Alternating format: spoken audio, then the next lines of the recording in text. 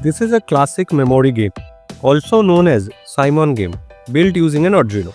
This game is not only fun but also a great way to sharpen your memory skills while learning about electronics and coding. So how does the game work? Once you press the red button to the start, the LCD shows the current level and a sequence of LEDs light up. You need to memorize the sequence and repeat it by pressing the corresponding buttons.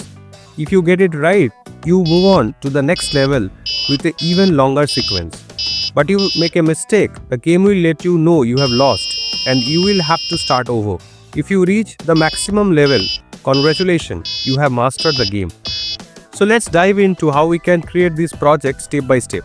Let's take a look at what we will need for this project. First up, we have an Arduino UNO board. Next, we have the 16x2 LCD display with an I2C module, 4 push buttons, 4 LEDs, 1 buzzer, 4 220 ohm resistors, 1 breadboard, some jumper wires, 1 USB cable, a double battery holder with a DC power jack and switch, 2 lithium-ion batteries. Let's start by connecting the I2C module to the LCD display. The I2C module has 4 pins: GND, VCC, SDA and SCL. Now take the male to female jumper wires and insert them in the module. Take the Arduino board. First connect the GND pin of the I2C module to the GND pin of the Arduino. Next connect the VCC pin to the 5V pin of the Arduino. Then connect the SDA pin to the SDA of the Arduino. Finally connect the SCL to the SCL pin of the Arduino.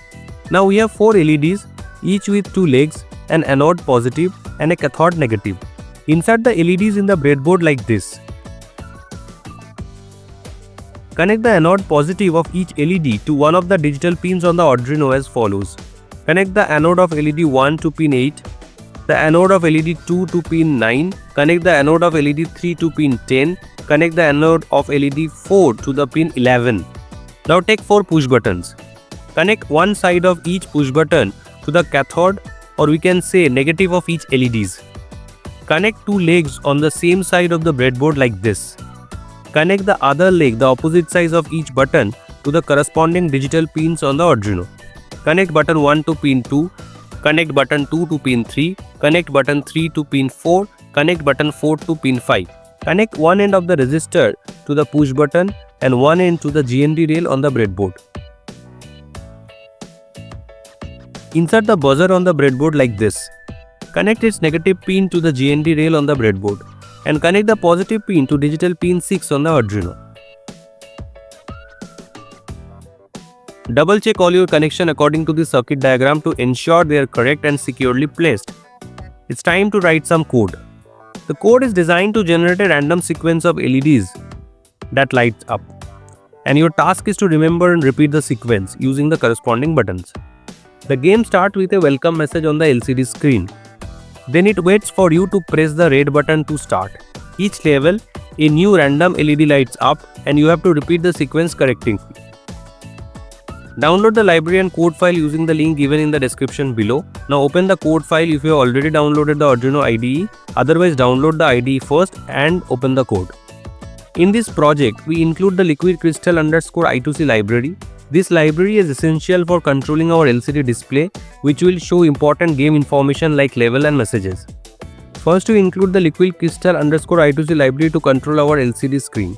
The LCD 0x27, 16,2 initialize the LCD with the I2C addresses 0x27 and screen size 16 column and 2 rows.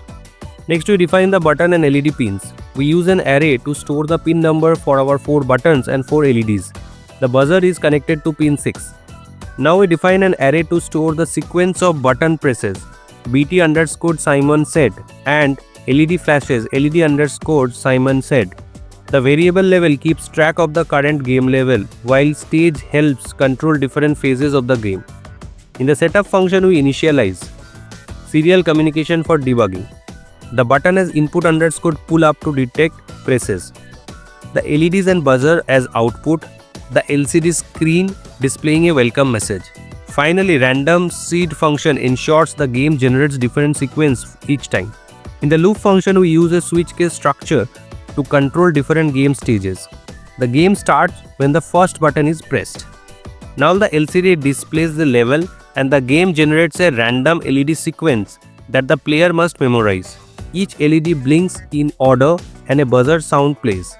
Here the players start pressing the buttons in the correct order. Each button press turns on corresponding LEDs and plays a buzzer sound. After the player enters the sequence, the game checks if it matches the correct pattern. If incorrect, the player loses. If the player loses, all LEDs light up and a game over buzzer sound plays. The game resets to level 1. For a win, the game continues to the next level until the player reaches the maximum levels in game. Finally, the play buzzer function generates different tones for different buttons. And that's how the memory game works. Now upload the code by following some instructions. Connect the Arduino UNO to your computer using a USB cable. Then select port and board in the same menu and select Arduino UNO. Now upload the code by clicking the upload button. Make this project portable by powering the Arduino by using this battery holder with a DC jack. And that's how we build a memory game with Arduino. This project is a great mix of fun and learning, perfect for anyone looking to enhance their coding and electronic skills.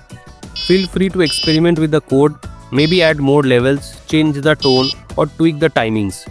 If you have enjoyed this video, don't forget to like, share and subscribe to our channel for such awesome projects. Thanks for watching and I will see you in the next video.